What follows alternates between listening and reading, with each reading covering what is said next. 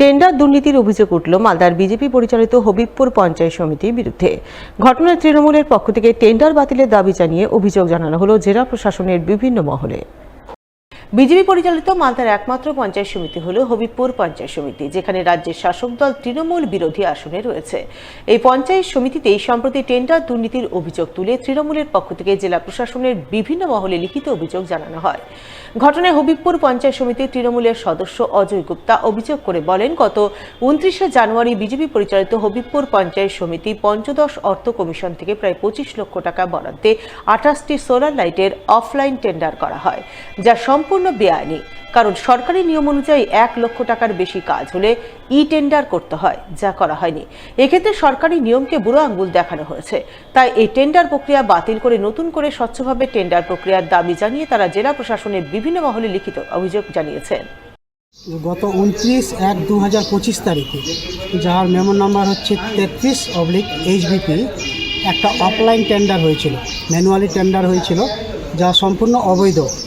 এবং এই টেন্ডার প্রক্রিয়ায় আমাদেরকে সম্পূর্ণভাবে একদম বঞ্চিত করা হয়েছে। আমাদেরকে কোনো রকম কিছু জানানো হয়নি। এটা বিজেপি পরিচালিত আমাদের পূর্ত কর্মাধ্যক্ষ, সভাপতি এবং বিদ্যুৎ সাহেব এটার মধ্যে এই প্রক্রিয়া সম্পন্ন করেছেন।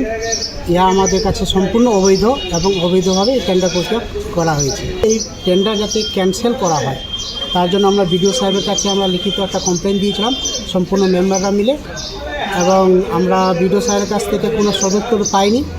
এই পরিপ্রেক্ষিতে আমরা জেলা নেতৃত্বের কাছে এবং জেলা অফিসে ডিএম, এডিএম, এসডিও এবং ডিপিআরডিওতে আমরা কমপ্লেন কপি দিয়ে আসছি। যদি জেলা বিজেপি নেতৃত্বের দাবি টেন্ডার সভাপতি করেন না, বিডিও করেন, আর বিডিও রাজ্য সরকারের অধীন, তাই এই ধরনের অভিযোগ পুরোপুরি মিথ্যা। এই টেন্ডারটা সভাপতি করে না, বিডিও করে, এবং ভিডিওটা রাজ্য সরকারের অধীনে।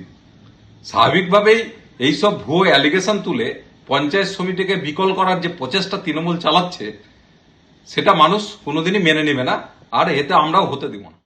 এই প্রসঙ্গে অতিরিক্ত জেলাশাসক শেখ আনসার আহমেদ জানিয়েছেন, 1 লক্ষ টাকার বেশি কাজ থাকলে সরকারি নিয়ম অনুযায়ী ই টেন্ডার করতে হয়। এই নিয়ম মেনে টেন্ডার প্রক্রিয়া করা হয়েছে কিনা তা বিডিও ও জেলা গ্রামোন্নয়ন দপ্তরের আধিকারিককেও খতিয়ে দেখতে বলা হয়েছে। খতিয়ে দেখার পরেই প্রয়োজনীয় ব্যবস্থা নেওয়া হবে। অভিযোগটা পাওয়ার পরে আমি ডিপিআরডিও সাহেবকে বলেছি, বিডিও সাহেবকে বলেছি যে অভিযোগটা খতিয়ে দেখতে। আর সেখানে যদি এরকম থাকে যে এই প্রকিউরমেন্ট যেটা আমাদের আছে, যেখানে এই টেন্ডার দিয়ে আমাদেরকে 1 লাখ টাকার উপরে কাজ হলে করতে হয়, সেই প্রভিশনকে যদি কেউ বাইপাস করে থাকে তাহলে তার এগেইনস্ট আমরা অ্যাকশন নেব। বিজেপির হিন্দু হিন্দু ভাই ভাই এই পাল্টা স্লোগান উঠল মালদায়। পাল্টা স্লোগান হিসাবে মঙ্গলবার মালদা শহরের বুকে নজরে পড়ল একাধিক ব্যানার। সেই ব্যানারে লেখা রয়েছে, হিন্দু হিন্দু ভাই ভাই, আধার লিঙ্কে ফাইন খাই, এবং হিন্দু হিন্দু যদি ভাই ভাই, গ্যাসে কেন ছাড় নাই। এই ধরনের স্লোগান চোখে পড়ল মালদা শহরের বুকে।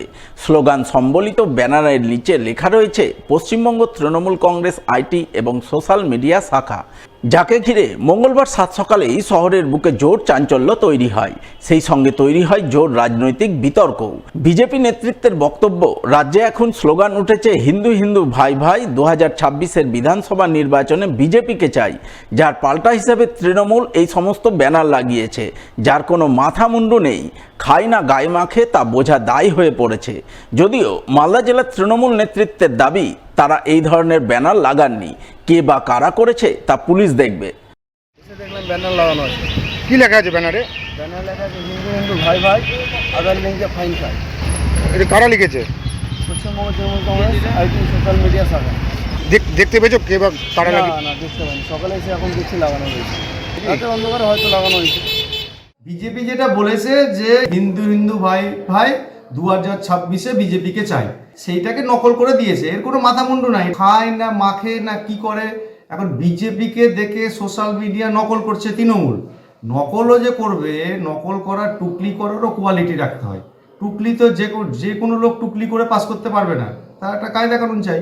এটা কি লিখেছে শহরে, এই ব্যাপারে কি বলবো আমি সাংবাদিক বন্ধুদের, সেটাই তো বুঝতে পারছি না।